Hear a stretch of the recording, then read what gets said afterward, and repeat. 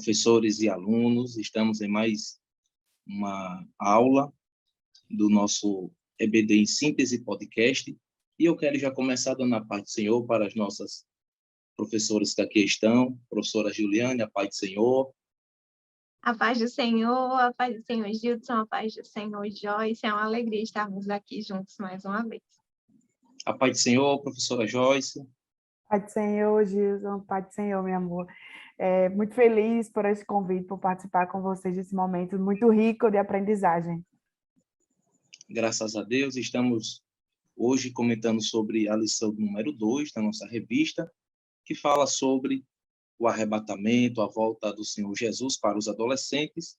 E hoje a lição número 2, que tem por título Sinais da Volta de Jesus. Hoje nós vamos estudar sobre esses sinais que Jesus nos deixou na sua palavra, para que a gente se atente a eles e fiquemos atentos em relação à sua vinda.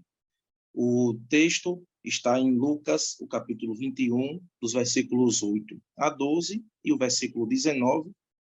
E a Bíblia diz, está em Judas, versículo 18, que diz: Eles disseram a vocês, quando chegarem os últimos tempos, aparecerão pessoas que vão zombar de vocês, pessoas que não querem saber de Deus e seguem os seus próprios desejos. Como disse Judas, o versículo 18.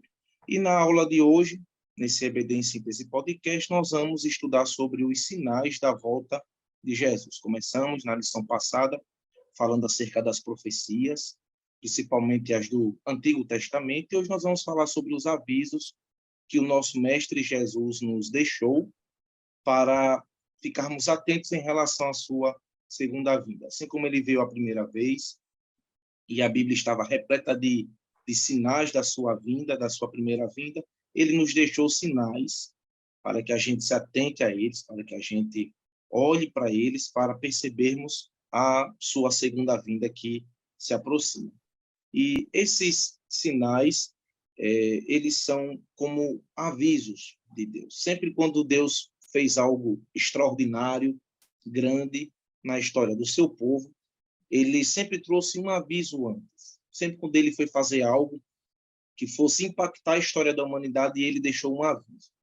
E os sinais que Jesus ele destacou, ele nos deixou na sua palavra, são como avisos de que a sua vinda está perto, de que a sua segunda vinda se aproxima, de que o arrebatamento da igreja está prestes a acontecer.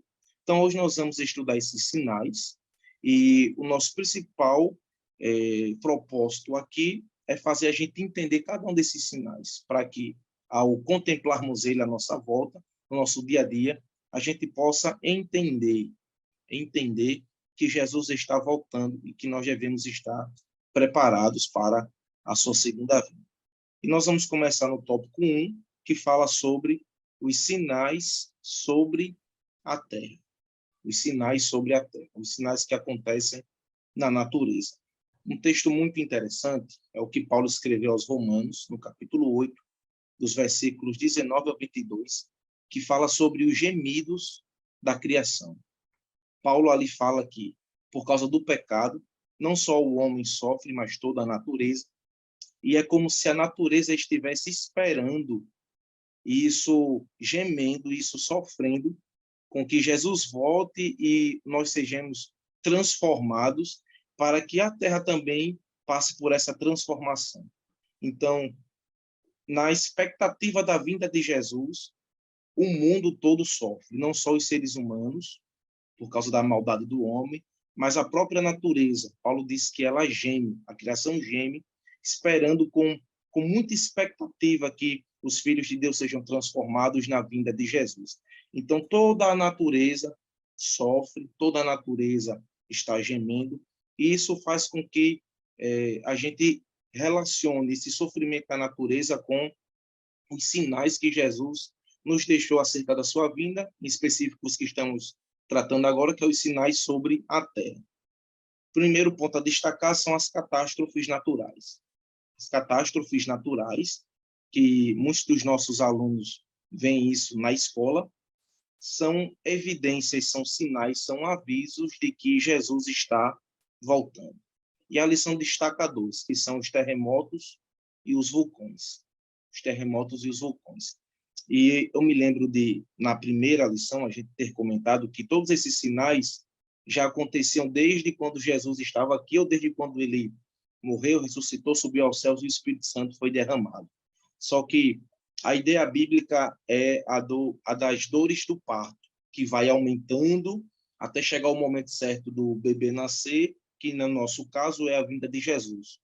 Então, esses sinais eles vão aumentando, os terremotos eles vão aumentar, os vulcões eles vão aumentar, e basta a gente ligar a televisão, ou mesmo acessar um celular com internet, e a gente vai ver que todas essas coisas têm acontecido ao redor do mundo. Terremotos, vulcões, e a gente não espera essas coisas acontecer muito com a gente, mas daqui a acolá a gente escuta alguém falando que sentiu um tremor, que aconteceu um terremoto. Claro, não tem acontecido aqui na nossa realidade, como acontece em outros países, em outros continentes, mas os terremotos eles estão aí como um sinal da vinda de Jesus, como uma catástrofe natural que está mostrando que Jesus está voltando, como também os vulcões. Então, Jesus ele se utilizou dessas catástrofes naturais para dizer que, à medida que elas fossem se intensificando no decorrer da história da humanidade, era para a igreja olhar para esses eventos e se atentar e vigiar, porque Jesus estava voltando. Então, terremotos e vulcões, como catástrofes naturais, são sinais de que Jesus está voltando. E nós vamos ver muito isso daqui para frente, isso se intensificando, mais do que a gente já vê, mais do que a gente já percebe, mais do que a gente já contempla nas redes sociais, nas mídias de uma forma geral, mas essas catástrofes naturais que aqui citamos duas, dentre várias outras que existem, são sinais da volta de Jesus. Existem também as catástrofes que são resultado da ação do homem. E quando nós falamos de ação do homem, não é uma ação benéfica do homem. É uma ação, é uma atitude, é uma atividade maléfica. Nós podemos citar aqui alguns dessas catástrofes que são resultado da ação do homem, que são as enchentes, os desabamentos, as inundações. Tudo isso tem acontecido, e eu acho que, inclusive, isso tem acontecido muito aqui no Brasil, na nossa região Nordeste também. Essas catástrofes que são resultado da ação do homem, enchentes, desabamentos, inundações, tudo isso são sinais de que Jesus está voltando. É a natureza gemendo cada vez mais na expectativa de que Jesus volte em glória e transforme os filhos de Deus, e com isso também toda a natureza vai ser transformada, vai ser refeita. Um ponto importante aqui é que a gente poderia aproveitar desse subtópico da lição para tratar um assunto bastante importante, delicado com os nossos pré-adolescentes, que é o cuidado com o meio ambiente e a questão da poluição.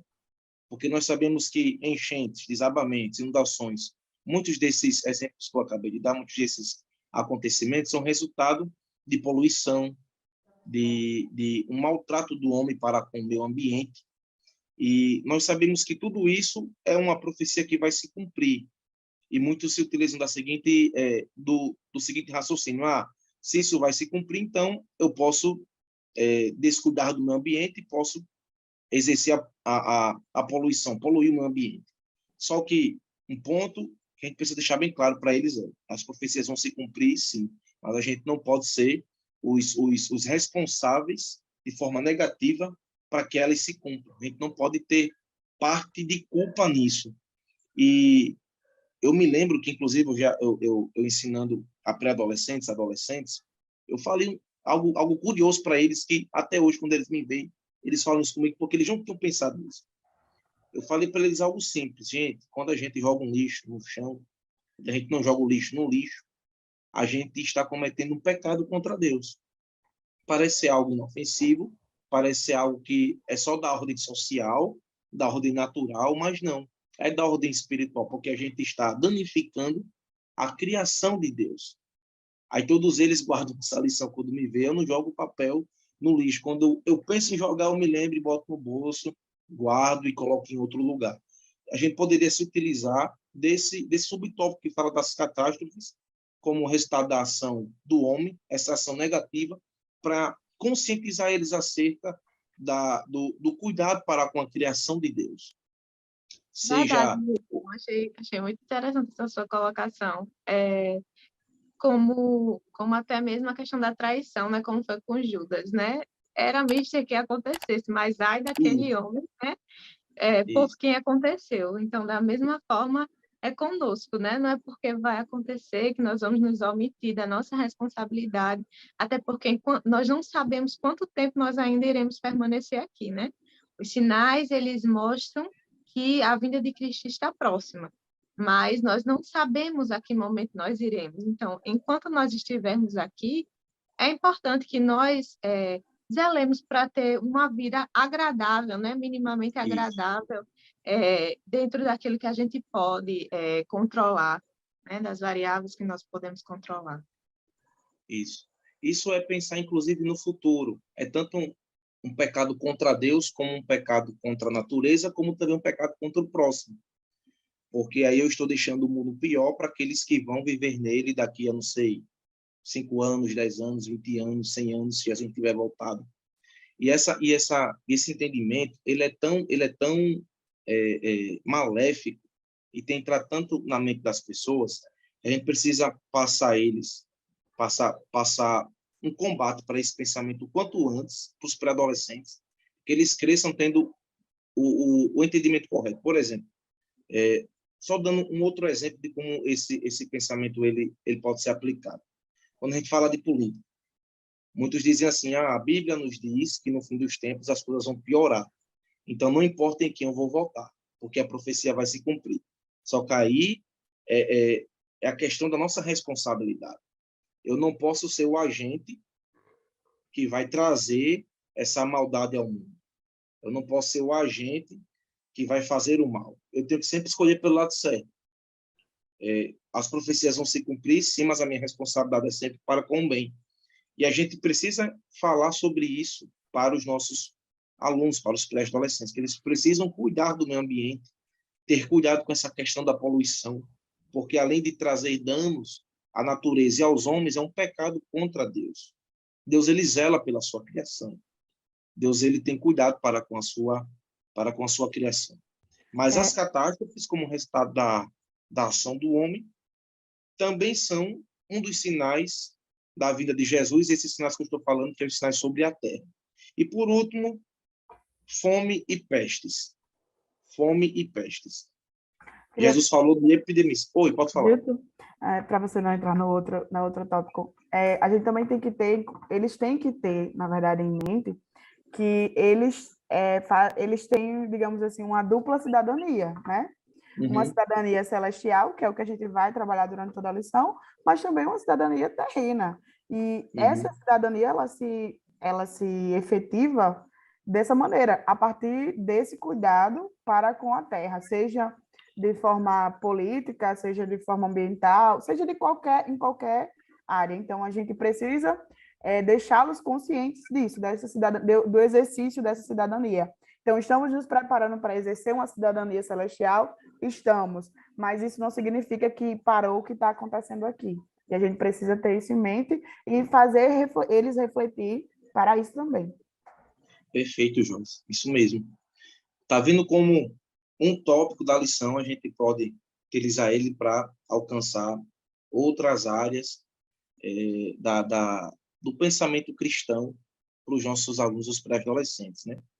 Por último, fome e peste. Jesus falou de epidemias. E muita gente leu esses textos, né, falando de pestes, falando de fome. Muitos dos nossos irmãos do passado, e talvez eles não contemplaram, alguns deles sim, óbvio, mas talvez eles não contemplaram o que a gente contemplou agora recentemente. A ebola, em 2014, na África, né, trouxe um caos terrível naquela região. E quando a gente menos imaginava, Covid-19. E a fome, ela está relacionada com essas doenças, com essas pestes. Porque, por exemplo, Covid-19 deixou muita gente dentro de casa, o que o que gerou um desabastecimento de produtos que findou no aumento dos preços.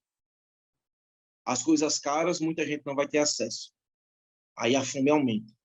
Então, fome e pestes, fome e doenças, fome e epidemias, tudo isso se relaciona. E a ideia de Jesus é tudo isso vai aumentar. Fome sempre existiu. Mas quando estiver próximo da minha vida, a fome vai se aumentar. E essas pestes também vão aumentar. Aí já estão falando de outras doenças hoje em dia, que já são resultados, desdobramentos do Covid-19. Né? A gente teve que ficar dentro de casa, ninguém nunca tinha imaginado isso. Usar máscara, não poder apertar a mão, não poder abraçar, tudo isso Jesus já tinha falado. E tudo isso que nós falamos são sinais que acontecem sobre a terra, na natureza, que apontam para a vinda de Jesus. Tudo isso acontece, tudo isso vai continuar acontecendo e vai se intensificar, e a igreja deve olhar para isso, não com um olhar de caos, mas com um olhar de esperança. Claro, humanamente falando, a gente sente, chora, se angustia, fica triste, mas a gente precisa olhar para isso e entender. Jesus está voltando, está às portas. Esses são os sinais sobre a terra, mas também existem os sinais na vida religiosa. Não é isso, irmã Joyce? Isso mesmo. Nós iremos agora falar sobre como continuação, né, de como é que esses sinais eles se apresentam na nossa vida religiosa. E aí a lição ela traz o capítulo de Mateus 24, que é um dos capítulos mais estudados, né, quando se fala de escatologia. E aí entender que naquele momento, né, no contexto histórico, porque a gente precisa também levar isso em consideração e trazer, além de pensar no contexto histórico em que Mateus 24 foi escrito, foi né, dito na palavra, pensar e falar também para os pré-adolescentes que a palavra ela é atemporal, mas ela também é temporal. E Mateus 24 ele está num contexto em que a igreja está submersa de coisas que, na verdade, não tem nada de Deus. E aí Jesus, ele conversando com os apóstolos, ele apresenta vários sinais sobre como é que nós podemos enxergar que a igreja, ela está... como é que eu posso... A palavra que eu posso utilizar, como é que a igreja, se ela for por este caminho, ela vai estar seguindo algumas falsas doutrinas, falsos profetas, né? E aí, Mateus 24, ele traz, naquele contexto, né, da igreja, que estava com comércios, enfim, né, com tudo aquilo, e Jesus, ele rebate aquilo e mostra alguns dos sinais. E quando a gente vai ler Mateus 24, a gente precisa ter no nosso entendimento que durante esses sinais que possam acontecer, porque aquilo ali é um resultado de uma ação humana, como já foi falado aqui, né? Mateus 24 resultado, né? São sinais que são resultado de ações humanas, mas que nós, seja naquela época ou seja agora, nós precisamos saber em quem confiar plenamente. E aí, quando a gente vai lendo, e aí eu induzo aos professores a quererem buscar não somente um tipo de tradução de Mateus 24, mas queiram pesquisar outras traduções que trazem outras linguagens e até outras reflexões. Algumas traduções da Bíblia, eles têm em anexo, né, algumas reflexões desses editores, e para entender que, seja naquele contexto histórico em que a igreja estava, seja atualmente, nós precisamos confiar plenamente em Deus, né? Principalmente agora, nos dias atuais, porque quando a gente vai ver esses sinais, como é que apresentam esses sinais, a revista A Lição, ela fala sobre o tópico A, sobre os falsos profetas. E Mateus 24, ele vai dizer, só há um Senhor, né? É bem sucinto e forte a fala aqui está lá em Mateus 24, e aí eu até gravei aqui para falar para vocês, né? Na versão da lição fala assim: primeiro, Messias só há um, Jesus Cristo. Ele, sendo Deus, se fez homem para morrer em nosso lugar. E aí usa a referência de Filipenses 2, 5 e 8. Então, os falsos profetas, eles vão se manifestar, assim como se manifestaram naquela época, lá em Mateus 24, eles estarão se manifestando na nossa temporalidade. Então, e entender que esse jovem que está se formando, esse pré-adolescente, ele vai ter acesso a todo tipo de discurso, né? Eu costumo dizer que quanto mais a informação chega, mais a gente quer banalizar a graça. Então, falar sobre graça nesse sentido, nesse contexto também é uma forma da gente ver esse sinal na nossa vida religiosa. Porque os falsos profetas estão dizendo, não se preocupe, porque se você fizer isso, você está vivendo um tempo de graça, uma nova aliança, e aí é como se a gente fosse banalizando o pecado. O pecado, ele parou de ser uma métrica, né, para dizer como é que está a minha vida, como é que está o meu processo de santificação. Então, falar sobre esses falsos profetas, eu acho que é cabível falar sobre a banalização da graça, né, no contexto em que Mateus 24 fala sobre eles surgirem vários, mas se a gente for trazer para o nosso tempo, em qualquer espaço, né, em qualquer instituição, a gente vê pessoas que levam o nome de Deus, dizem que trazem as boas novas, né? Hoje não se usa mais essa linguagem, uma linguagem mais atualizada, mais moderna, mas nas entrelinhas querem dizer isso, e eles não são, eles na verdade são falsos profetas, e não estão ali anunciando o evangelho de Cristo coisa nenhuma. E a Bíblia, em todo momento, não é só em Mateus 24, mas como eu falei, em Filipenses, ela fala, só há um Messias, que é o Cristo. Verdade, Joyce. E é interessante essa reflexão sobre a graça que a senhora trouxe, porque quando a gente olha para tempos passados, a gente tinha isso muito bem definido sobre quem eram os falsos profetas, quem eram os falsos mestres. Nós tínhamos as seitas, né, que eram muito bem estabelecidas, com seus próprios critérios, que iam para fora da Bíblia, com livros fora da Bíblia, mas hoje não. Hoje eles usam a própria Bíblia para tentar deturpar as pessoas, né? Então, eles pegam um versículo isolado da Bíblia e distorcem. Então, parece evangelho, mas, na verdade, está trazendo outro contexto que não tem nada a ver com a Bíblia, que não tem nada a ver com aquilo que Cristo tem para nós. E aí, como é que a gente pode identificar, né, esses falsos profetas? A lição fala que, e aí eu acho que não só a lição, mas de comum acordo entendermos que quando conhecemos a verdade, quando conhecemos a palavra de Deus, nós conseguimos identificar essas falsas, essas heresias, esses falsos profetas, né? E realmente, atualmente, isso é muito mais. Eu vejo que é uma guerra muito mais difícil de ser travada, principalmente nesse processo de formação né, na pré-adolescência, que eles estão numa fase que não é um nem é outro, estão nesse processo de desenvolvimento, e aí vem muita informação, a gente está numa era em que tudo é muito prático, tudo é muito à mão. Então, isso para confundir, vai confundir eles, vai chamar a atenção. Meu esposo, ele é professor dessa classe de jovens, e eles comentando, ele até soltou uma pergunta: gente, o pecado, ele é bom ou ele é ruim? E ficou aquela inquietação, e a maioria dos jovens falou que o pecado é bom.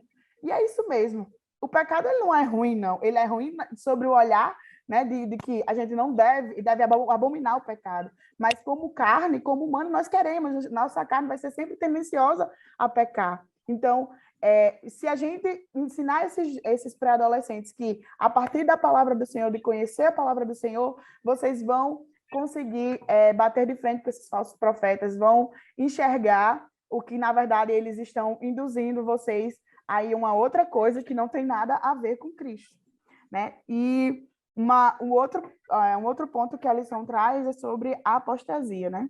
E aí eu fazia muito tempo que eu não ia pesquisar o significado de uma palavra, porque eu queria trazer de fato o que significava essa palavra. E aí eu fui atrás, né? E está bem próximo ao que a lição fala, que é uma vida de abandono religioso, de abandono da fé. E como é que isso vem se manifestando atualmente, né? O abandono da nossa fé, é como se a gente pegasse...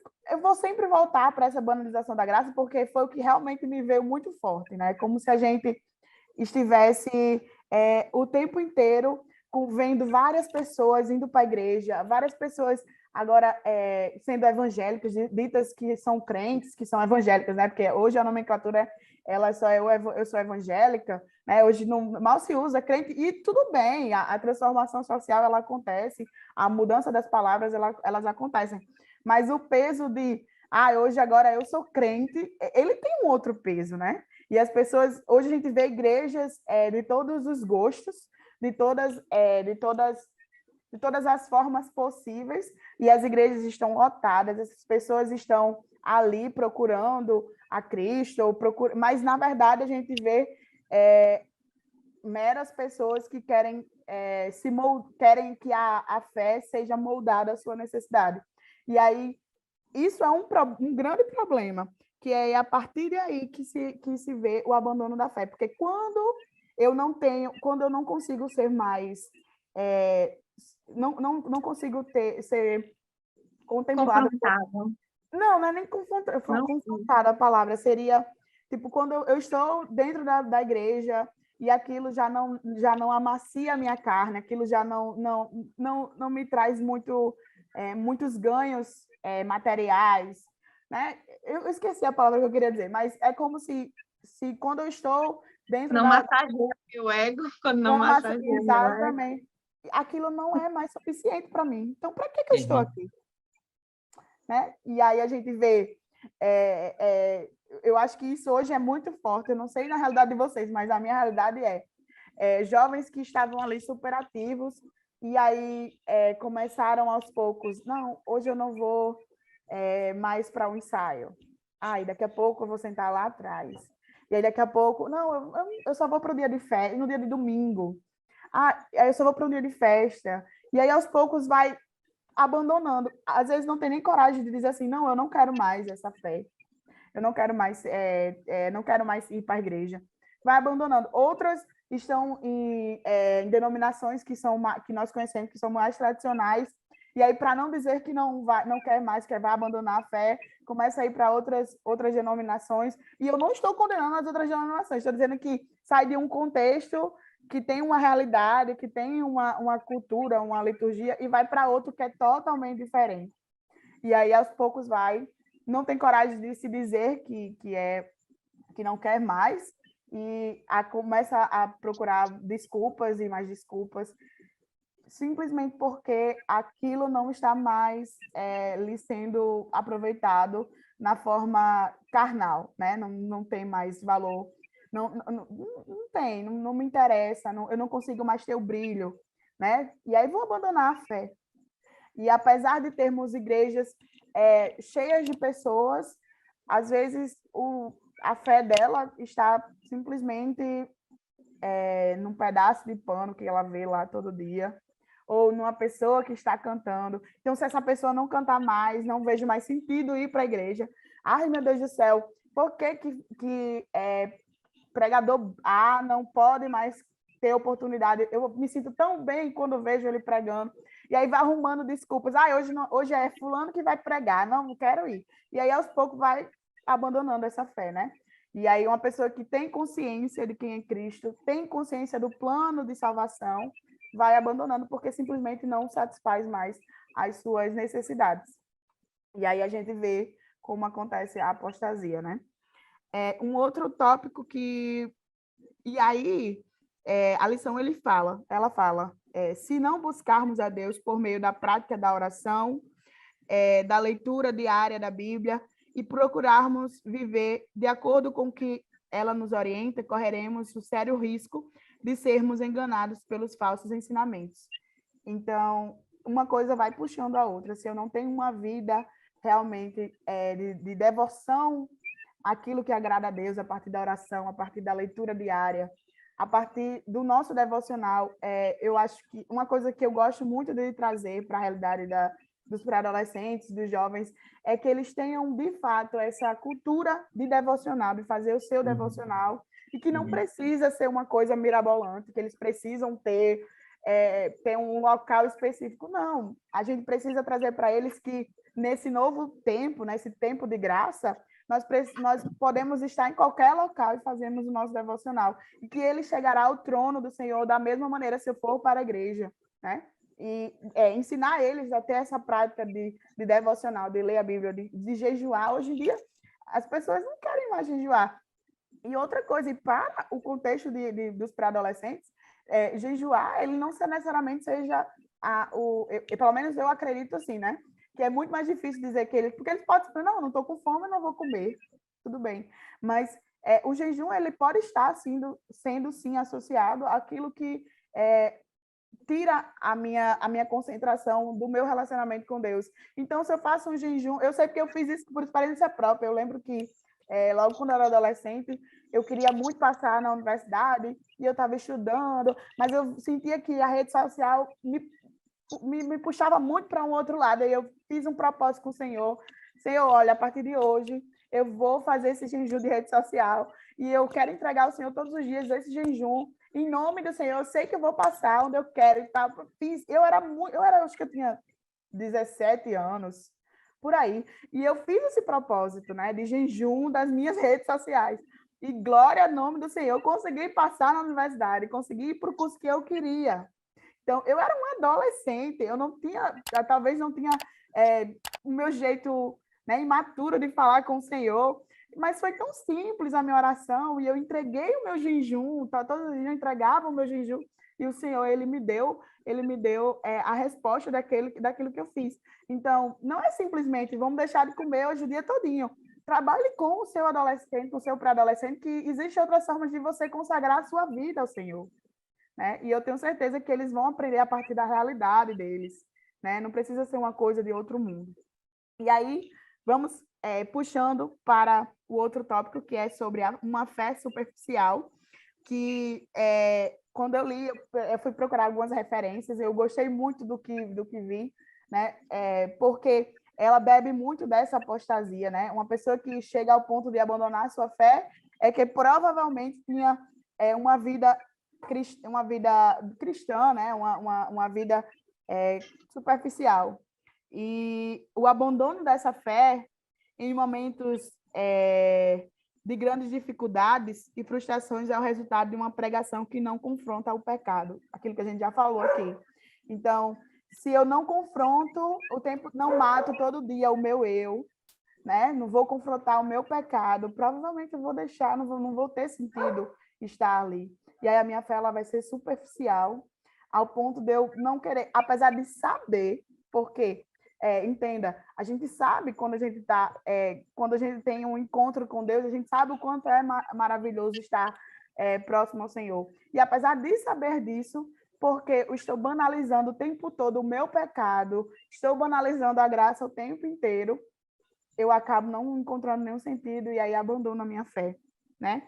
E aí as outras maneiras uma palavra que eu achei bem interessante de se utilizar também nesse tópico seria a questão da religiosidade.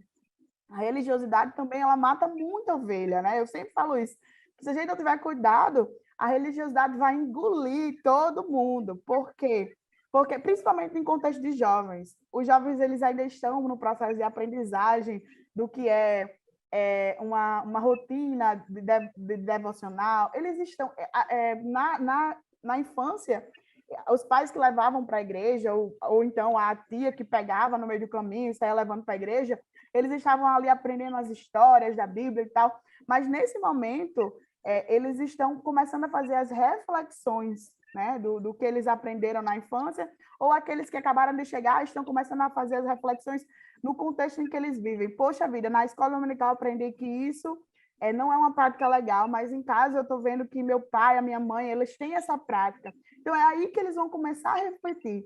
E a religiosidade, se a gente não tiver cuidado, ela pode acabar sendo uma situação realmente fatal para esse processo de reflexão e de construção de vida cristã. Porque a religiosidade, ela não permite, de maneira nenhuma, que o indivíduo ele reflita as suas ações, porque ela sempre vai ser taxativa aquilo. Não, você tem que fazer isso. Mas por quê? Não, não tem porquê. Você precisa fazer. E eu acredito que não é isso que Cristo quer que nós façamos, né? Ele veio com o intuito de cumprir toda a lei, mas ele nos deixou também a possibilidade de pensarmos e refletirmos o que está acontecendo ao nosso redor, as nossas ações. Então, para que essa fé não seja superficial, eu acredito que a religiosidade ela também precisa ser pensada e ponderada. E vocês, em contexto de sala de aula, vocês precisam falar para eles e perguntar se eles sabem o que é essa religiosidade, o que é, se é positiva, se é negativa, até que ponto ela é positiva, até que ponto ela é negativa. Então, trazer essas questões de reflexões, porque precisamos entender que uma vida religiosa, ela tem que estar disposta a aprender o tempo inteiro, como a gente falou, eles precisam, de fato, conhecer as várias vertentes, saber e conhecer para saber quando dizer assim, não, isso aqui é errado, isso aqui não está de encontro à palavra do Senhor. Então, eles precisam estar disponíveis para aprender, né, e refletir sobre isso. E a religiosidade, né, ela vai justamente de encontro ao que Paulo escreve aos Romanos, né, da fé racional, né? É importante que a nossa fé ela seja racional, que nós possamos refletir sobre a nossa fé. E esse tópico ele se relaciona muito com o terceiro tópico, porque essa questão da fé superficial e da apostasia, eu também vejo que elas se relacionam, porque a apostasia não é simplesmente deixar de ir para a igreja, mas é estar dentro do contexto da igreja, mas já não há um contexto de fé, já não há um contexto de buscar viver a palavra. Então, há um abandono da fé sem um abandono da religiosidade. Como é que isso acontece? Né? Então, eu vou para a igreja porque lá eu me sinto bem, lá eu tenho amigos, lá é legal, mas no domingo eu vou para a igreja e eu tenho aquele momento de felicidade, de choro, de riso. Já tem o hábito, durante né? a minha semana, eu vivo a minha vida como eu quero, eu não reflito sobre as minhas ações, eu não reflito sobre aquilo que foi ensinado. Então, esse é um retrato, né, que nós estamos vendo no crescimento da igreja no nosso país, porque nós vemos que aumentou o número de evangélicos, mas há um total falta de comprometimento com aquilo que a Bíblia diz. Então, parece que nós estamos crescendo em números, mas espiritualmente... Como é, Gilson? A gente está inchando. Isso, exatamente. Tá inchando. A gente está, na verdade, está inchando. Então, a gente cresce em números, mas estamos deixando de viver o que a Bíblia nos diz. E isso vai refletir, né, justamente sobre os sinais da vida moral e social. A lição ela nos traz aqui a referência de 2 Timóteo 4:3, que se encaixa muito bem nesse contexto que diz: porque virá tempo em que não sofrerão a sã doutrina, mas, tendo comichão nos ouvidos, amontoarão para si doutores, conforme as suas próprias concupiscências. Então, primeiro, as pessoas elas não sofrem a doutrina, ou seja, quando elas são doutrinadas, aquilo não produz nada nelas, aquilo já não confronta elas, já não faz diferença para elas. Elas escutam, mas entra no ouvido e sai pelo outro. É como se aquilo não importasse. E depois, né, aquilo causa um comichão nos ouvidos, de forma que elas vão procurar os seus próprios doutores. Ou seja, eu não quero mais ouvir isso, agora eu vou procurar alguém que diga o que eu quero ouvir. Então, eu saio de uma determinada igreja porque foi falado algo que me confrontou, então eu não quero mais, então eu vou para outra. Da mesma forma também se está acontecendo com a questão do pecado, porque aqui nessa igreja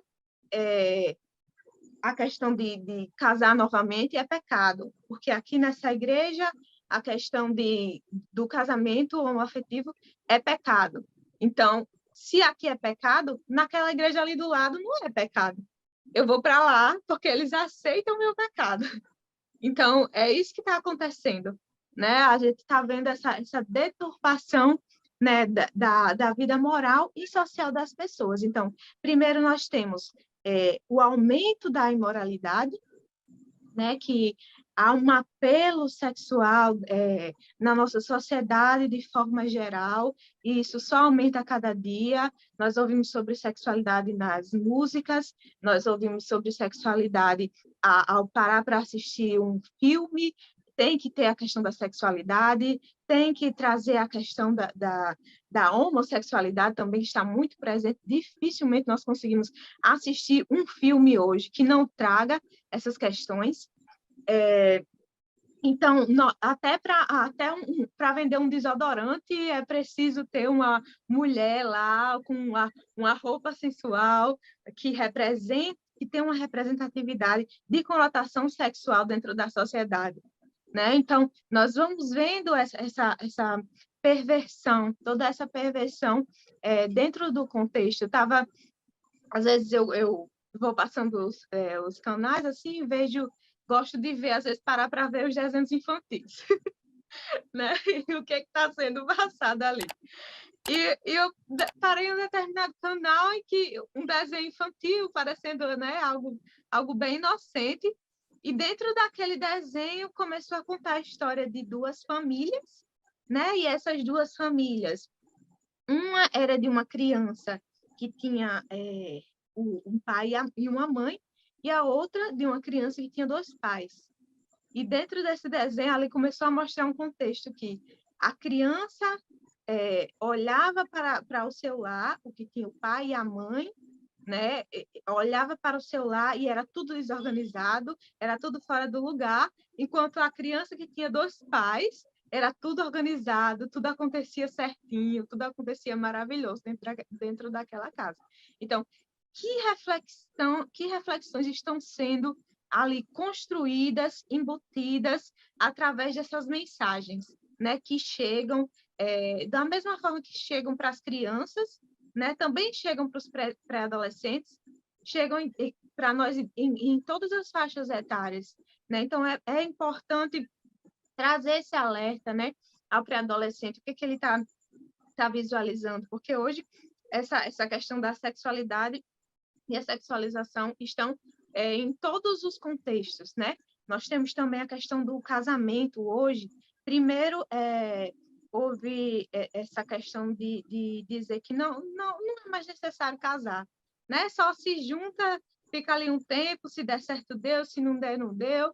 E também, hoje, o que está sendo muito divulgado e difundido é a questão da infidelidade, né?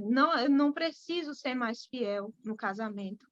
As músicas falam sobre isso, sobre a naturalização desse pecado de infidelidade. Então, tudo isso são sinais da volta de Cristo, né? São sinais que apontam que Cristo está próximo, porque cada vez mais as pessoas estão se distanciando dos valores bíblicos, e aquilo que é valorizado na Bíblia é desvalorizado na sociedade. Se você deseja ter um casamento puro, se você deseja se guardar para o casamento, tudo isso é ridicularizado, né? Tudo isso é visto como algo que já não tem valor, né? O que tem valor é você ter um relacionamento aberto, sair com muitas pessoas. Então, tudo isso ele está chegando para os nossos pré-adolescentes. Parece que é cedo que nós estejamos falando sobre isso, parece que é cedo, mas não é. Na verdade, nós às vezes estamos até atrasados, porque É até tarde, a né? infância já tem chegado para eles. Então, Às vezes é até tarde, né? exatamente, Gilson. Então, dentro do contexto que nós estamos vivendo, como esse aumento da imoralidade, cada vez mais novos as crianças estão tendo acesso a conteúdos sexuais. Então, o pré-adolescente, ele com certeza ele já ouviu algo sobre isso. Então, nós precisamos trabalhar esse assunto. E, às vezes, dentro do contexto familiar, dentro do contexto em que nós vivemos, em que os pais eles precisam estar trabalhando, e, às vezes, a criança fica ali, os pais já não podem estar acompanhando todo o tempo. Então, fica cada vez mais difícil ter controle daqueles que eles estão tendo acesso. Então, nós, enquanto professores da escola dominical, no momento que nós tenhamos com ele, é um momento, sim, de nós estarmos orientando. Nós não podemos nos isentar dessa responsabilidade de orientar os pré-adolescentes nesse sentido. Não é simplesmente dizer, deixar que os pais ensinem, não. Nós também temos uma responsabilidade diante disso. Nós precisamos trazer essa reflexão. Juliane, outra coisa, falando sobre essa questão moral e social, apesar de a gente encontra digamos que uma incoerência por parte da sociedade e das leis que cobrem a sociedade, porque a criança ela não pode estar tendo acesso a conteúdos sexuais, né? Mas a gente não deixa de ver os anúncios do YouTube, que é onde as plataformas que eles mais utilizam, o Netflix, todos esses conteúdos, eles têm um cunho sexual. E a fase da pré-adolescência, a gente precisa ter isso em mente, é uma fase que, na psicologia, é a fase da puberdade, né? Então, eles vão estar querendo respostas, né? Se a gente for tocar nesse assunto, provavelmente eles vão falar de alguma maneira, entrar sobre a questão da identidade sexual, enfim. E a gente precisa estar preparado para isso, porque são dúvidas porque eles estão vivendo, estão sentindo isso, e é muito, como você já falou, a responsabilidade não é só para os pais, nós, como professores que temos a direção da palavra do Senhor, precisamos intervir nesse sentido, porque antes da gente estar falando com eles sobre esse tipo de assunto, né, quando a gente for falar sobre essa questão moral e social, antes a gente está falando com eles do que eles estarem vendo outras pessoas que não têm nenhum parâmetro cristão para estar falando desse tipo de coisa, e aí eles começam a criar referências nessas pessoas, e aí, quando isso começa a acontecer, chega a um ponto que a gente, infelizmente, não tem mais o controle. Então, provavelmente, durante a lição, com os pré-adolescentes, eu sei porque isso aconteceu comigo várias vezes, eles vão tocar em algum assunto que fala sobre sexualidade, até pela fase psicológica que eles estão vivendo. Então, a gente precisa, se a gente tem dúvidas e tem dificuldades, vamos estudar e vamos pedir direção ao Senhor, né? Para que as palavras sejam palavras que edifiquem a vida desses adolescentes, desses pré-adolescentes. Verdade, Joyce. E aí nós entramos no próximo tópico, né? A falta do amor, né? Vou falar bem rapidinho, que nós sempre está acabando. A falta do amor, que Deus, né? Nós sabemos, Deus é amor. Então, quando as pessoas elas começam a se afastar de Deus, elas também começam a se afastar do amor, né? Elas começam a agir segundo as suas próprias vontades, e nós vemos muito hoje, né, a supervalorização do eu, a minha vontade, o que eu quero, o que eu gosto, o que eu amo, e você vem depois. Então, há essa falta de amor. Então, quando há essa falta de amor, consequentemente, nós temos as alterações no comportamento social. Porque se eu não amo a Deus, né, os mandamentos de Jesus, nós temos alguns mandamentos no Velho Testamento, mas Jesus ele resumiu em 2, né? Amar a Deus sobre todas as coisas e amar o próximo como a ti mesmo. Se eu não amo a Deus sobre todas as coisas, eu também já não amo mais o meu irmão. Então, se eu não amo o meu irmão, não tem problema. Não tem problema se eu minto para ele, não tem problema se eu traio ele, não tem problema porque eu já não o amo. Então, eu não tenho compaixão. Então, para mim, não importa se eu já não o amo. Então, tudo que eu fizer, o que vale é a minha vontade, o que vale sou eu.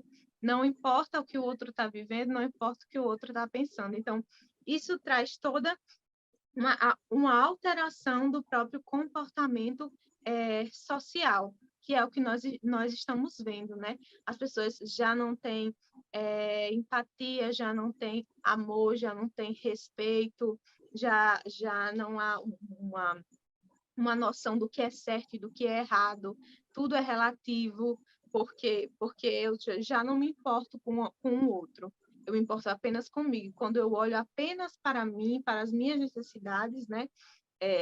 O que vale é a minha verdade. Cada um pode ter a sua verdade, né? E não importa, né? Então, é dessa forma que as pessoas estão se relacionando, e é dessa forma que vai acontecendo aí as alterações no comportamento social das pessoas. Então, é muito importante nós trazermos, né, todos esses sinais que são já a escatologia inaugurada, né? Nós estamos vendo na primeira e na segunda lição a escatologia inaugurada, não são coisas que nós ainda vamos ver, não, são coisas que nós já estamos vendo dentro desse nosso contexto. Então, justamente a nossa dica pedagógica ela vai se relacionar a isso, porque é algo que já pela palavra nós vemos e já está sendo cumprido nos nossos dias. Então, vai ser justamente isso, resgatar com eles. Primeiro, você pode perguntar, professor, né?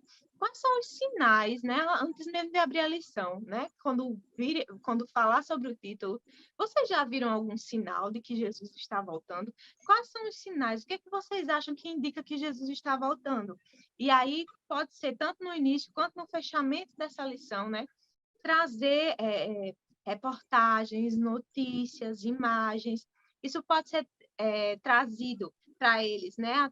Como foi sugerido pela lição, trazer revistas para que eles recortem, né? E produzam um cartaz coletivo, ou pode ser também pelo meio da tecnologia, né, o professor? Se ele tiver ali disponível um notebook, um data show, ou até mesmo, se os seus alunos todos já têm celular, né?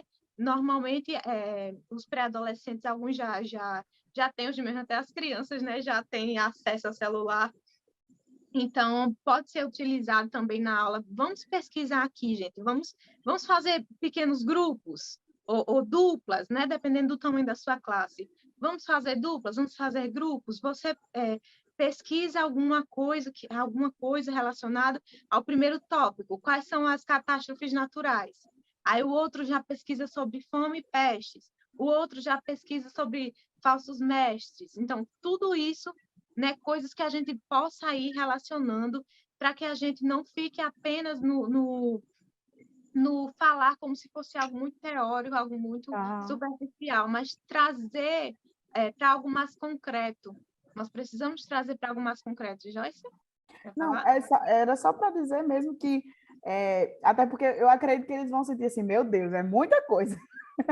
E aí uma forma da gente diluindo realmente trazer esses eixos de maneira que eles se dividam e bota ele para pensar, eu acho que caberia também aí, se vocês acham que dá tempo, né? Porque a gente sabe que o tempo não é muito grande, mas que se dá para eles fazerem uma pequena demonstração entre eles, como é que poderia acontecer o segundo tópico, o primeiro, o terceiro. Então, fazer eles, de fato, refletirem, né, como é uma coisa que a gente vem falando durante todo o podcast, fazer eles refletirem sobre os tópicos, né, e se eles puderem apresentar em alguns contextos, a igreja até abre a oportunidade, né, para eles fazerem uma pequena demonstração, coloca no quadro de aviso, para que eles se sintam, porque realmente é muita novidade para eles, apesar deles verem muito sobre isso, eles agora estão conceituando, né? A lição ajuda a conceituar cada eixo.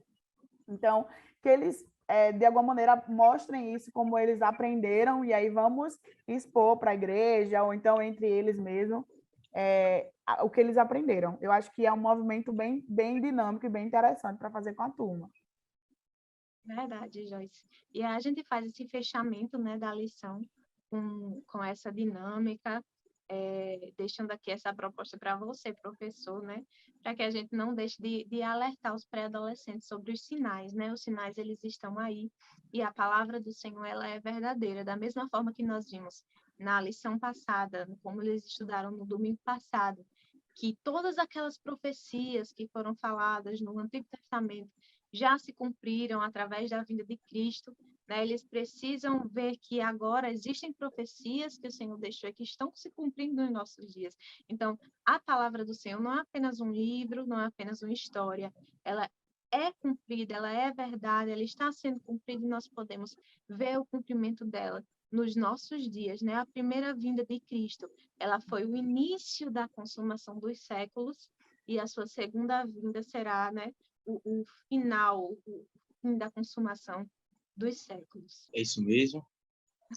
Nós estamos encerrando por aqui e minha palavra para você, professor, é só você se prepare, porque o assunto é muito importante e como nós vimos aqui, no tempo que passamos, esse assunto traz vários desdobramentos e nós precisamos estar preparados para conseguirmos trazer essas informações importantes de acordo com a palavra de Deus para os nossos alunos, para os pré-adolescentes. Deus abençoe você, sua aula, seus alunos, e nós nos despedimos com a paz do Senhor, a paz do Senhor, professores, a paz do Senhor, a todos que estão conosco.